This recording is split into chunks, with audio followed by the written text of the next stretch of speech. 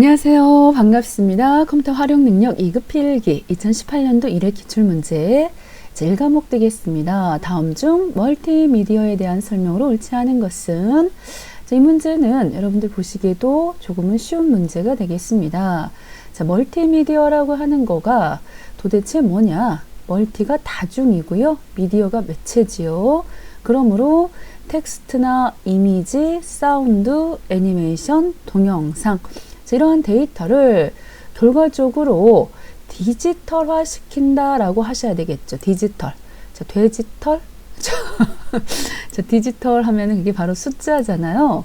숫자화 시켜가지고 컴퓨터가 0과 1을 분별하는 거잖아요. 0과 1을 조합해가지고 그거를 데이터화해서 복합 구성하는 매체이므로 답은 2번이 틀렸습니다. 자, 2번이 틀렸다. 자, 멀티미디어 데이터는 다양한 하드웨어와 소프트웨어 환경에서 생성, 처리, 전송, 이용 등으로 상호 호환되기 위한 표준이 필요하지요.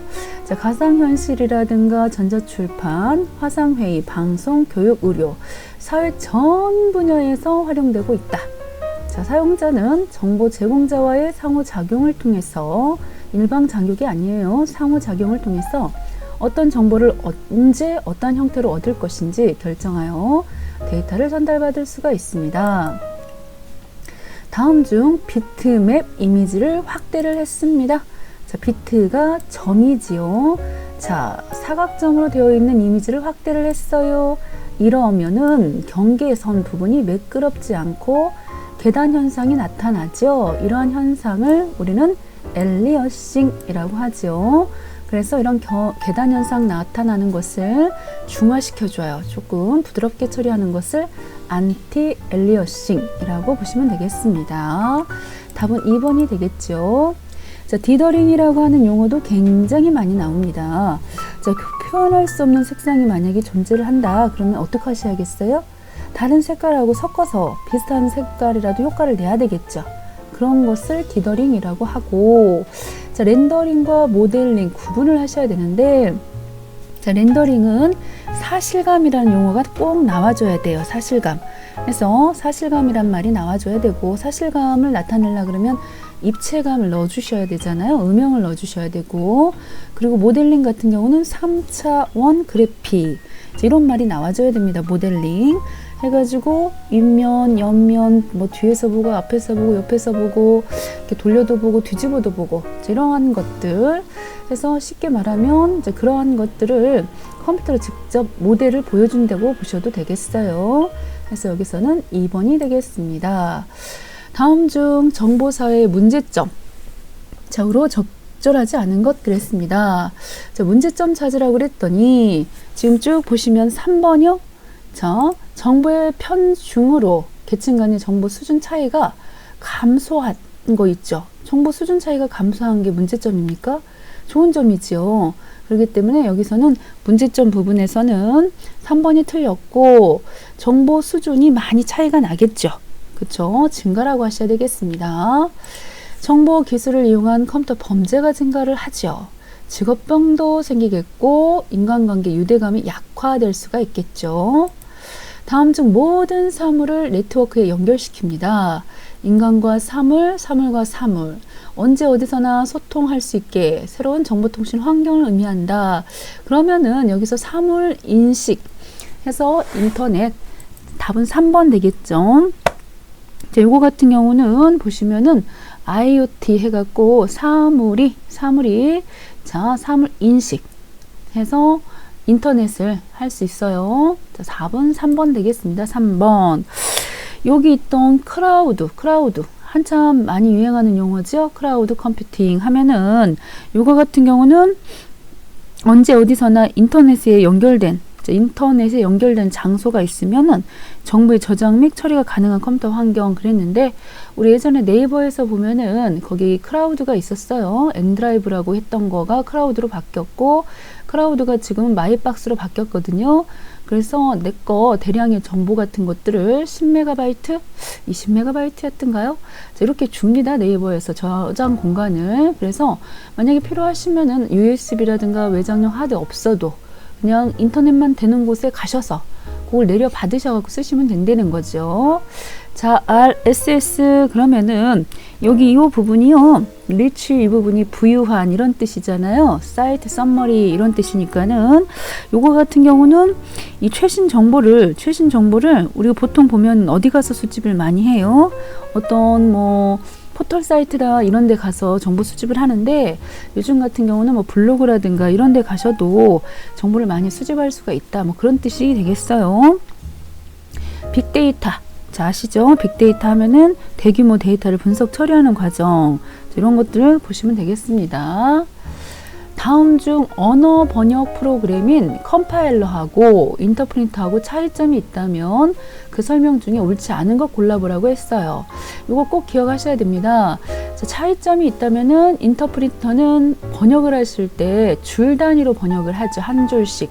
그렇기 때문에 굉장히 번역 속도가 한 줄씩 번역을 하기 때문에 속도가 빨라요. 한 줄씩 번역을 하니까.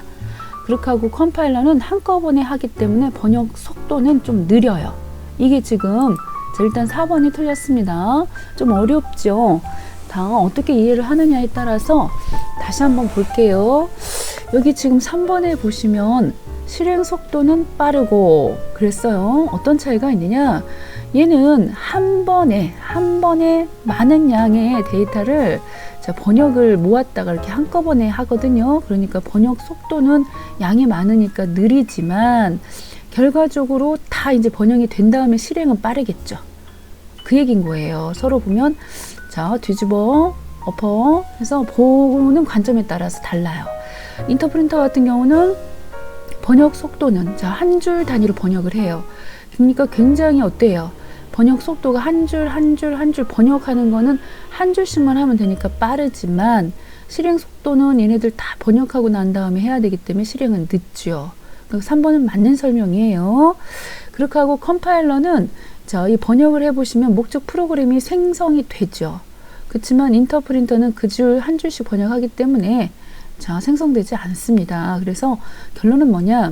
컴파일러는 프로그램 전체를 번역하는 것이고 인터프린터는 한 줄씩 번역한다. 이게 지금 맞는 설명이고 그 과정에서 컴파일러는 목적 프로그램이 생성되고 인터프린터는 생성되지 않고 얘는 번역 속도가 어떻게 보면 느리고 그걸 번역을 다 해놓으면 실행은 빠르고 얘는 실행 자체가 이제 번역은 한 줄 단위로 하지만은 실행은 느리다라고 하는 점 잘 기억해 주셔야 되겠어요. 다음 중 인터넷을 사용하는 FTP 프로토콜에 관한 설명을 옳지 않은 것. 자, FTP라는 것은 파일 트랜스퍼 프로토콜이지요.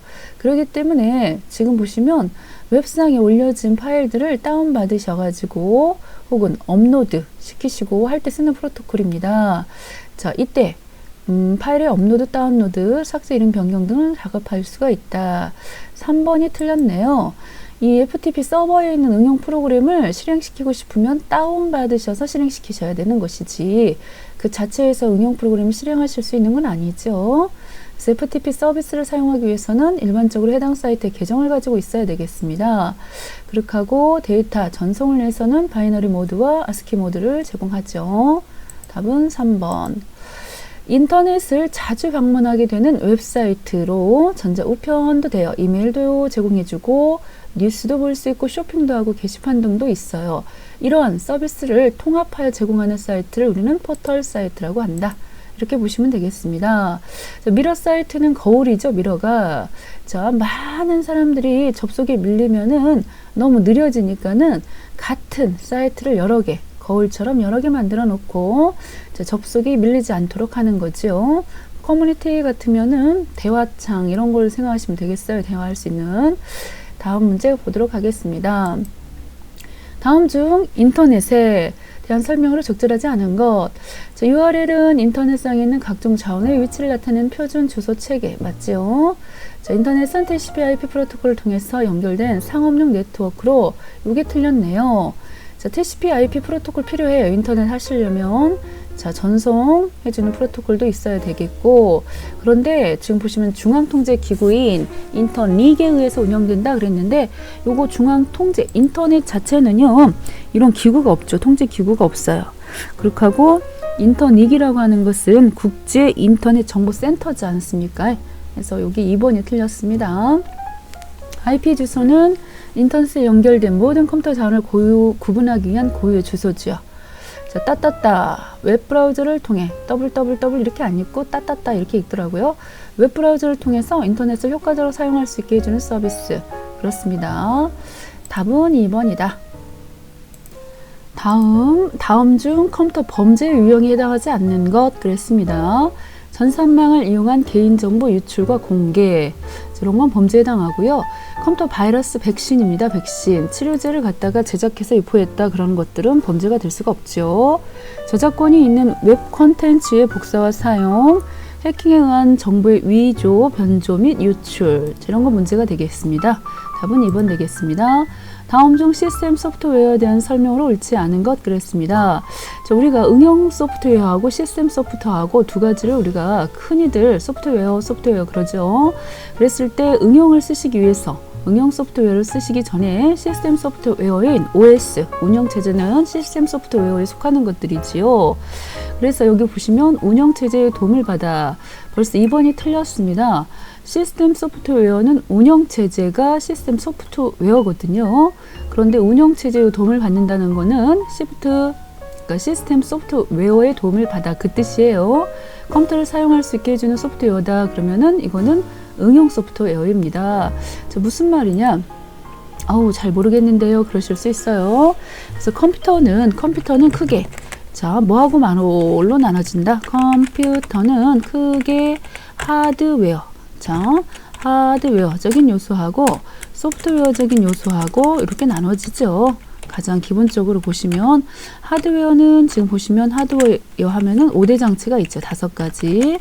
그래서 크게 입력장치, 출력장치, 기억장치, 연산장치, 제어장치 이 5가지 장치를 5대 장치라고 하지요. 그런데 이제 소프트웨어 하면 우리가 흔히들 프로그램이라고 생각하시면 되죠. 프로그램. 그래서 그 프로그램을 보시면은 지금처럼 시스템 소프트웨어가 있고 소프트웨어 이 부분 하고요. 응용 소프트웨어 이렇게 나눠진다 라고 보실 수 있겠고 시스템 소프트웨어는 응용을 쓸 수 있도록 밑바탕이 되는 거죠. 흔히들 우리가 OS 운영체제 있죠. 운영체제 대표적인 게 윈도우가 되겠어요. 그렇게 하고 응용은 OA 프로그램도 있고요. 한글, 파포, 엑셀, 포토 여러 가지 그래픽 프로그램도 있고 그쵸? 뭐 회계 프로그램도 있고 캐드도 있고 너무너무 많지 않습니까? 해서 이런 것들은 다 응용이 되겠습니다. 그러니 지금 시스템에 대해서 물어봤는데 운영체제의 도움을 받는다 그랬으면은 벌써 응용 프로그램의 운영체제의 도움을 받는 거는 응용이다 이렇게 보시면 되겠습니다. 컴퓨터와 사용자 사이에서 중재자 역할을 하는 프로그램이고요.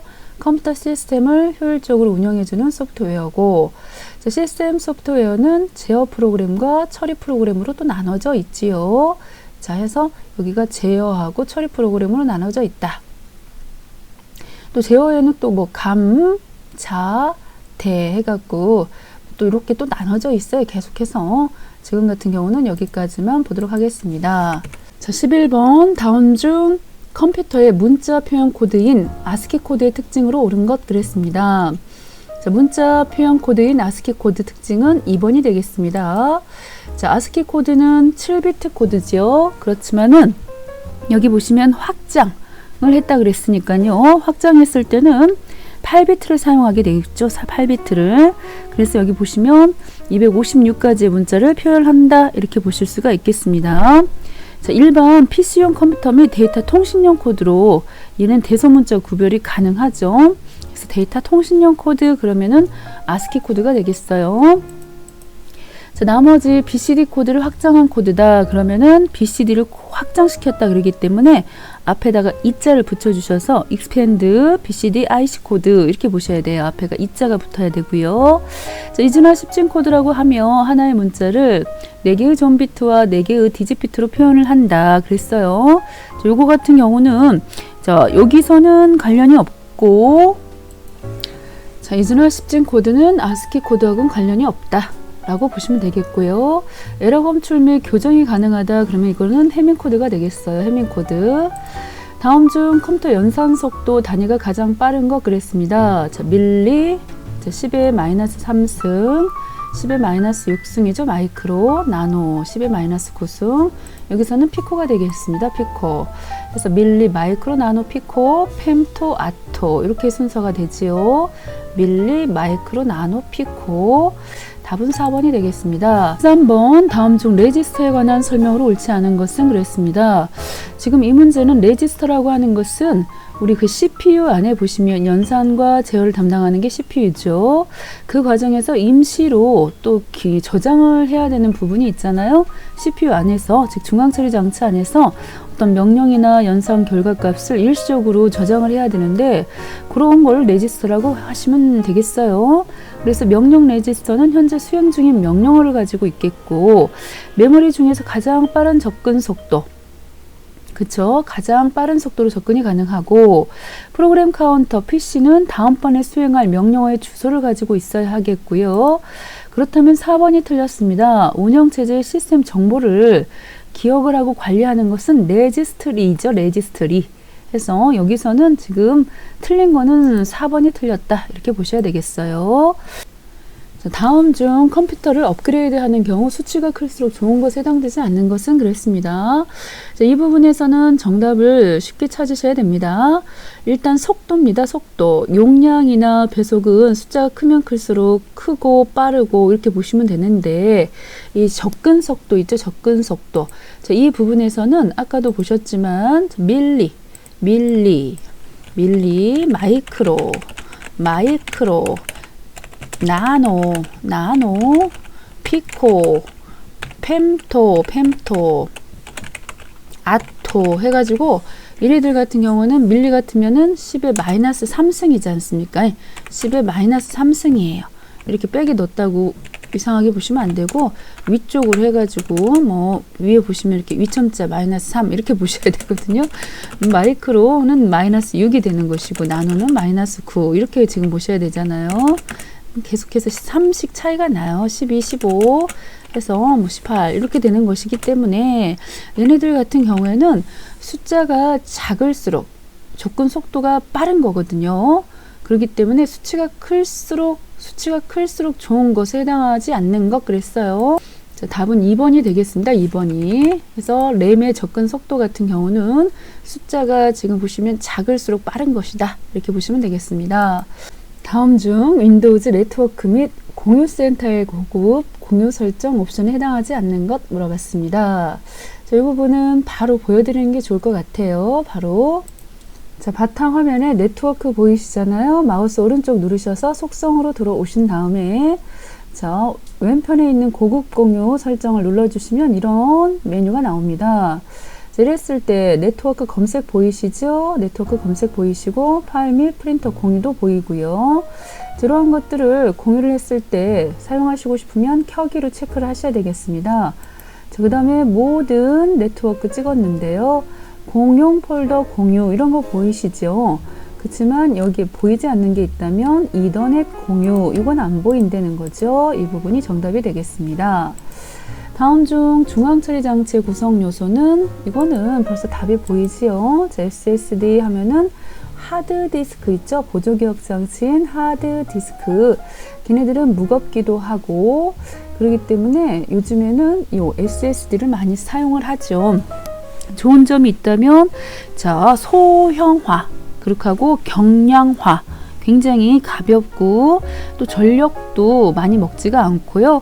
거기다 대고 무소음 그러다 보니까 요즘 나오는 노트북 있죠. 뭐 1월, 2월 하면은 졸업생들 노트북 많이 사시는데 뭐 980g 뭐 이러면서 자, 그랬을 때 쓰는 굉장히 부팅도 빠르고 굉장히 좋아요. 그래서 얘는 하드디스크 대체할 그런 보조기억 장치라고 보시면 되는 거고 나머지 이 부분은 산술 논리 장치, 제어 장치, 레지스터 이런 것들은 중앙 처리 장치가 되겠습니다. 다음 중 윈도우즈 제어판 프로그램 및 기능에 대한 설에서 설정할 수 없는 것. 자, 일단 프로그램 및 기능 한번 가보도록 하겠습니다. 자, 제어판에 들어왔고요. 자, 밑에 보시면 프로그램 및 기능이 있어요. 상단에 보기 기준을 범주, 에서 큰 아이콘 이렇게 보시면 되겠고, 그 가운데서 프로그램 및 기능을 찍어 가지고 들어와서 자 보시면은 일단 프로그램 제거를 할 수 있습니다. 프로그램 제거를 할 수가 있어요. 프로그램 제거는 아무 때나 가서 하는 게 아니고 여기서 꼭 하시는 게 좋겠죠. 자, 설치된 업데이트를 제거할 수 있다. 이 부분에서는 일단 업데이트가 여기 있어요. 요거를 제거할 수 있다. 그렇습니다. 그 다음에 윈도우즈 기능을 설정하거나 해제할 수 있다. 자, 윈도우즈 기능 있죠? 이런 부분들을 자, 이렇게 지금 보시면 기능 켜기 끄기가 있어서 하실 수가 있고, 3번이 틀렸네요. 업데이트 자동 수행되도록 할 수 있는 건 없고요. 프로그램 제거나 또는 변경하거나 제거할 수 있다 라고 보시면 되겠어요. 이렇게 찍어서 제거나 변경하실 수가 있어서 답은 3번이 틀렸습니다. 3번. 다음, 자, 이 중에 윈도우즈에서 디스크에 저장된 파일의 위치를 재정렬하는 단편화 제거 과정입니다. 벌써 단편화가 나왔다는 얘기는 조각 모음이죠. 조각 모음 해서 디스크 조각 모음 이렇게 가시는 게 좋겠습니다. 자, 답은 4번 되겠습니다. 길게 설명하지 않을게요. 다음 중 윈도우즈 바탕화면에서 아래 그림과 같이 열려있는 모든 창들을 미리 보기로 보면서 활성창을 전환할 수 있는 것은 Alt 탭. 단축키 외워주셔야 되겠죠. Alt 탭. 다음 중 윈도우즈 폴더에서 속성창에 대한 설명으로 옳지 않은 것은, 자, 속성창에서 지난번에도 이거 한번 나왔던 문제입니다. 바로가기 아이콘 만들 수 있다. 이건 할 수가 없어요. 자, 한번 확인하고 가볼까요? 자, 일단은 윈도우즈 탐색기 하나를 열었습니다. 자, 문서에 오셔가지고 오른쪽 눌렀을 때 속성 이렇게 들어와서 보시면은 여기서 해당 폴더의 크기를 알 수가 있었고요. 크기, 그리고 읽기 전용, 그쵸, 만든 날짜, 그렇게 하고 하위적으로 파일이나 폴더가 몇 개 있는지 이런 거 볼 수가 있었지만은 바로가기 아이콘 만들 수는 없었습니다. 답은 2번 되겠습니다. 수고하셨습니다.